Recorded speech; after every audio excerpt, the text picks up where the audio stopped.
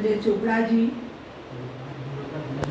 गीतकार डॉक्टर वीरेंद्र तिवारी जी, अब्बास साहब,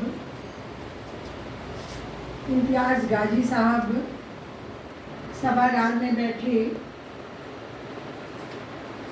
सरवर भाई, चित्रांशी जी, महारानी जी, मानव जी, शर्मा जी, अभी लग रहा है इधर कहीं चले गए, ये हैं शर्मा जी, और हमारे भी बैठे हैं।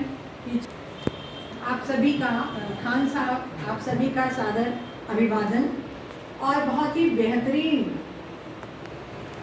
संचालन कर रहे शैलेंद्र जी, आप सभी को नमस्कार। आपने कुछ ज़्यादा ही मेरे बारे में कह दिया, उस तरह नहीं।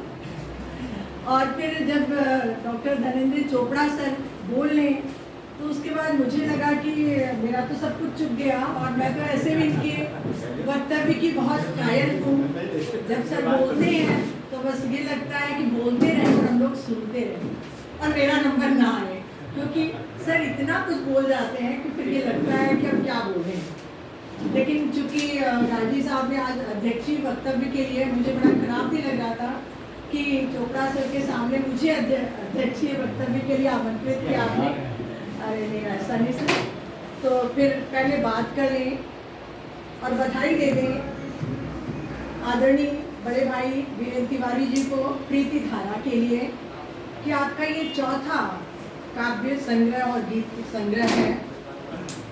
आपने अपनी कृति के बारे में बहुत ही अच्छी तरह से जो व्याख्यायित किया कि जीवन में देने की बहुत सारी चीज़ें हैं, लेकिन हम संग्रह की प्रवृत्ति में ज़्यादा विश्वास रखते हैं, और एक ही चीज़ है जो हम बांट सकते हैं और उसका लौकिक के लिए अलौकिक, पारलौकिक और उदात्तीकरण भी हो सकता है, और वह है प्रेम। आपने प्रेम को भाव और प्रीति को रस के रूप में पिरोने का जो सार्थक प्रयास किया है वह आपका विशिष्ट प्रयास है, इसके लिए आप बधाई के पात्र हैं।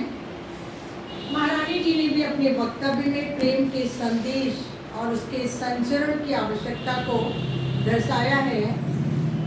गाजी साहब ने अपने वक्तव्य में तिवारी जी के जीवन दर्शन, उनके व्यक्तित्व को अभिव्यक्त किया। प्रभाशंकर पांडे जी ने वीरेंद्र जी की कविताओं का बहुत ही विश्लेषणात्मक अध्ययन व्यक्त किया। अजीत शर्मा जी ने भी उनके गीतों में जो कला पक्ष है और उसकी काव्य भाषा है, और काव्य भाषा के साथ जो तमाम शब्द हैं, देशज, तत्सम, तद्भव, और यहाँ तक उर्दू के शब्दों से उनका परहेज न करना भी उनके काव्यगत वैशिष्ट्य को दर्शाया है। गीतों की दार्शनिकता को भी आपने अभिव्यक्त किया, और धनेंद्र सर ने तो पूरी तरह से मंच तोड़ दिया, और उन्होंने इस तरह से अपने वक्तव्य को व्यक्त किया और कहा कि शायर की अपनी कहन होती है, अपनी गढ़न होती है, अपनी गुणन होती है, और उसके जरिए वो अपने जीवन के अनुभवों को बुनता है और उसको शब्दों में पिरोकर हमारे और आपके सामने अभिव्यक्त करता है। सर ने शब्दों के मर्म को भी बहुत ही अच्छी तरह से व्याख्यायित और विवेचित किया। अब मैं अपनी बात कह दूं। तिवारी जी ने इस पुस्तक का नाम रखा है प्रीति धारा, और आपने कहा प्रीति रस से। प्रेम के बारे में तो हमारे यहाँ बहुत कुछ, चूँकि मैं हिंदी की विद्यार्थी हूँ, तो कहा गया, और ये भी कहा गया कि प्रीति कर काहू कुछ न लगो, और कबीर ने तो प्रेम को ही सर्वोपरि माना और कहा कबीरा यह घर प्रेम का खाला का करना है, शीस उतारे भूधरे सो बैठे घर माई, और ये भी कहा ढाई आखर प्रेम का पढ़े सो पंडित हो, यानी पोथी, पुराण, उपनिषद सब कुछ पढ़ने से कुछ नहीं होगा, ये ढाई आखर प्रेम के। जब मैं आपकी किताब देख रही थी तो मुझे लगा वही ढाई आखर है, और ये ढाई आखर किसी को भी वशीभूत करने में सक्षम होता है। वो मनुष्य हो, पशु पक्षी हो, जीव जंतु हो, वनस्पतियाँ हो, सब कुछ प्रेम ऐसा भाव है कि इसे सब जानते और पहचानते हैं, समझते हैं, बिना बोले भी आप बहुत कुछ कह जाते हैं। आपने इस काव्य संग्रह में लगभग 93 कविताएं और गीत पिरोए हैं, क्योंकि गीत भी काव्य की एक अपनी लोकप्रिय विधा है और इस लोकप्रिय विधा की जो सार्थकता है वो गेयता में है, उसकी भावात्मकता में है, उसकी संगीतात्मकता में है, उसकी लयात्मकता में है। और उसके बाद आप बहुत सारी कविताएं आपको उससे संबंधित भी मिलेंगी और कुछ नहीं भी मिलेंगी, जिसपे चर्चा चोपड़ा जी ने अभी कर दी है।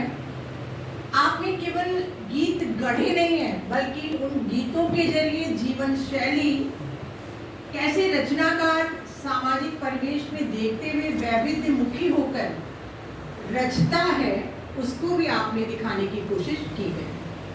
इस पुस्तक में एक तरफ आपने मानवता, बंधुत्व, प्राकृतिक सुरम्यता या सुषमा, ग्राम्य जीवन का वैभव, इंसानियत, सामाजिक भाव और परमार्थ यानी दूसरों के लिए भी जीने के वर्ण विषय आपने बनाए हैं।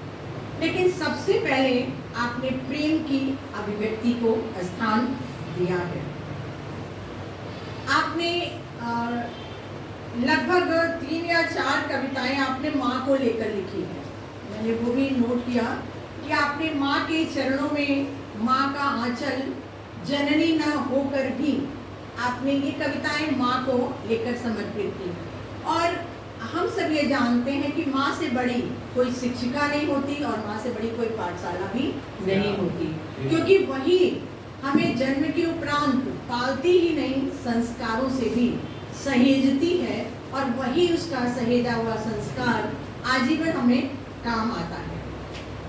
आपने कुछ लाइन माँ के बारे में जो समर्पित किए हैं, माँ जिस शिशु में त्याग, तपस्या, परम प्रेम भर देती, उसके सम्मुख ब्रह्म शक्ति झुक जाया करती है।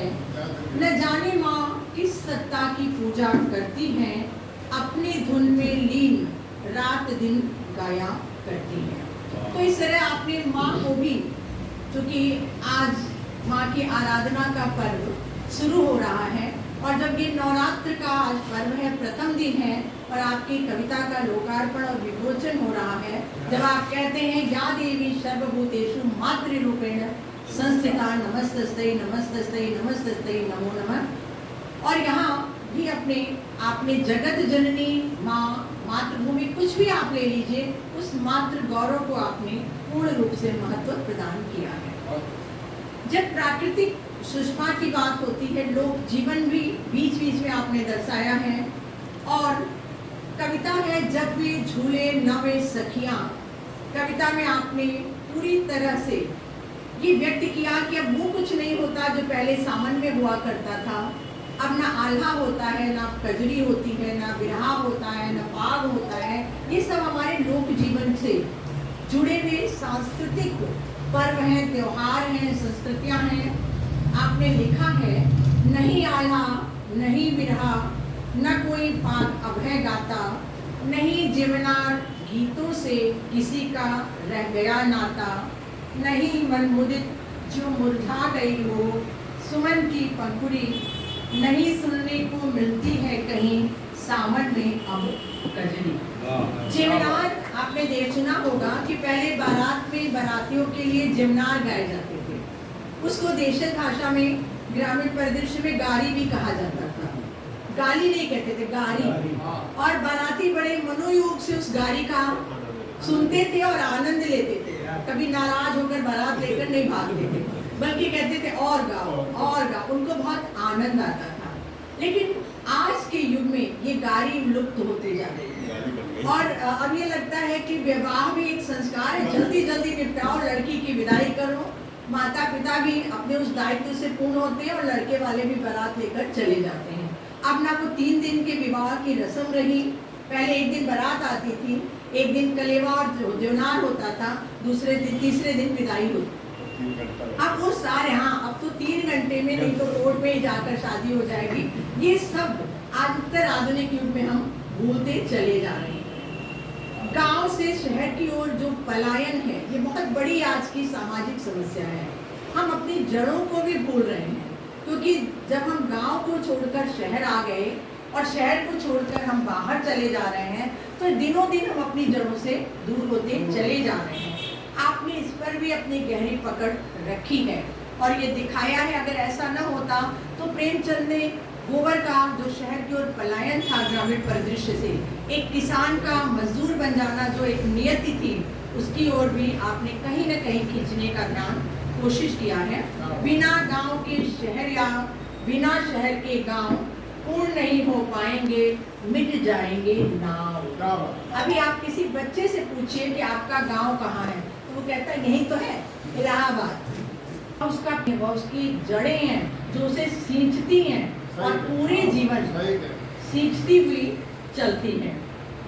आपने एक कविता में लिखा है मानव धर्म में मनुष्य के प्रमुख दायित्वों को, जो मनुष्य के दायित्व हैं जीवन भर वो रहते हैं, कभी माता पिता के रूप में, कभी भाई बहन के रूप में, कभी बेटा बेटी के रूप में। आप हमेशा दादा दादी तमाम दायित्वों का निर्वाह, एक ही व्यक्ति के तमाम पार्ट होते हैं। चोपड़ा सर अगर कहते तो बताते कि कैसे फिल्मों में एक ही स्त्री, बेटी भी होती है, बहन भी होती है, माँ भी होती है, बहू भी होती है, मामी भी होती है, पत्नी भी होती है, बुआ भी होती है, फूफा, सारी चीज़ें एक ही स्त्री हो या पुरुष, उसके तमाम रूप होते हैं। उन रूपों में भी आपने ये दिखाने की कोशिश की है कि अगर हम कुछ वरेण्य जो गुण हैं, दया, क्षमा, ममता, स्नेह, वात्सल्य, करुणा, ये अगर हम विस्मृत करते हैं तो वह मानवीय गुणों से हम पूरी तरह से युक्त हो जाते हैं, दूर हो जाते हैं। उस कविता की एक लाइन है जो हमें बराबर उस पढ़ते में लगी और दिनकर को भी याद कराती रही। सच पूछो तो दया सोबती है उस नर में, करने को संहार खड़ग है जिसके घर में। आपने कहा, आपको दिनकर की वो पंक्ति याद आ जाएगी, क्षमा सोबती उस भुजंग को जिसके पास गरल हो, उसको क्या जो दंतहीन विष रहित विनीत सरल हो। ये जब मैं पढ़ रही थी तो मुझे लगा बस शब्दों का हेर फेर है, वरना आप तो कहीं न कहीं अपने गीतों के जरिए दिनकर के करीब जाते हुए मुझे नजर आए। एक चीज़ और, आपने प्राकृतिक सौम्यता को जब दिखाने की कोशिश की, सुरमा, प्राकृतिक सुषमा और उसके नैसर्गिक सौंदर्य को, तो आपने कवि पंत को लिया और पंत पर भी एक कविता आपने लिखी है। पंत स्वयं प्रकृति के सुकुमार कवि थे और वो सुकुमार भाव मुझे कहीं ना कहीं आपके व्यक्तित्व में भी एक सौम्यता, सुकुमारता कहीं ना कहीं नजर आती है। और पंत के लिए जो आपने कविता लिखी, नाम ही है पंत की कविता, तो ऐसा लगा कि उनकी उस कविता में आपने पंत को उनके व्यक्तित्व ही नहीं बल्कि उनकी कविताओं का पूरा सार निचोड़ कर रखने का प्रयास किया हो। वो पंक्तियां मैं जरूर रखूंगी आपके सामने। नाम सुमित्रानंद बनकर रहा लखन सा योगी, रहा सदा सुकुमार नहीं वह रहा विषय रस भोगी, जग में रहा विदेह जनक सा नहीं बना वह ढोंगी, अधरों पर कविता आई पर मन से रहा वियोगी, पड़ी छाप अरविंद घोष की देख समय विपरीत, संत पंत की कविता का हर अक्षर गाता गीत। उसके पहले पैराग्राफ में प्रथम रश्मि, नौका विहार, इन सबकी भी आपने चर्चा की है। केवल मैंने एक पैराग्राफ ही नोट किया था बताने के लिए कि आज पर चर्चा कर सके हम लोग। आपकी जो प्रखर कल्पनाशीलता है, भाव प्रवणता है, उसने बादलों को भी अपने और आकृष्ट ही नहीं किया, बादलों की आप बहुत आकृष्ट हुए और आज आप बता ही रहे हैं। और आज वैसे भी कार्यक्रम भी है निराला जी पे, बसंत पंचमी को उनकी